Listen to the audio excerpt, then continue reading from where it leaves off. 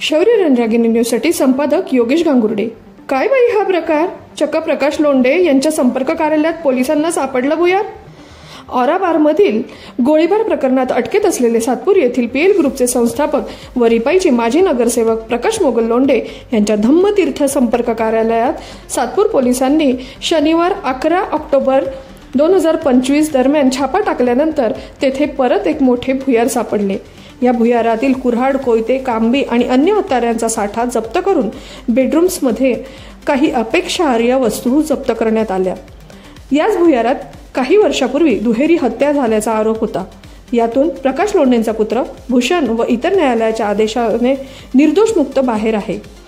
सातपूर पोलिसांच्या हद्दीतील औराबारमध्ये राड्यानंतर झालेल्या गोळीबार प्रकरणात पसार असलेल्या संशयित भूषण लोंढे याच्या अडचणीत आणखीन वाढ झाली आहे।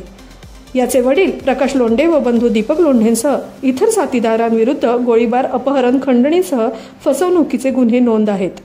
गोळीबार प्रकरणात संशयित प्रकाश लोंढे, दीपक उर्फ नानाजी प्रकाश लोंढे, संतोष पवार उर्फ जल्लाद, अमोल पगारे, शुभम पाटील उर्फ भुऱ्या, दुर्गेश वाघमारे, आकाश उर्फ अभिजित अडांगळे, देवेश शेरताटे व शुभम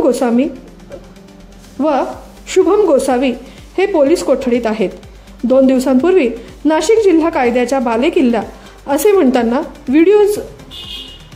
म्हणताना लोंढेंचा व्हिडिओ व्हायरल झाला होता। दरम्यान सातपूर पोलीस ठाण्याचे वरिष्ठ पोलीस निरीक्षक प्रकाश आहिरे यांच्या पथकाने लोंढेंचे संपर्क कार्यालय पिंजून भुयार उघड केले। उज्जैन येथून बेकायदेशीरपणे खरेदी केलेले व गोळीबारात वापरलेले पिस्तूल भुयारातील घरातून जप्त करण्यात आले असून भुयारात चाकू, सुरे, कोयत्यांसह इतर हत्यारांचा मोठा साठा हस्तगत केल्याचे समजते। भिंतींना असलेले फर्निचर किंचित हलवल्यानंतर 2 बेडरूम समोरासमोर असल्याचे तपासात उघड झाले असून या प्रकरणातील इतरांचा शोध सुरू आहे। शौर्य रणरागिणी न्यूजसाठी संपादक योगेश गांगुर्डे।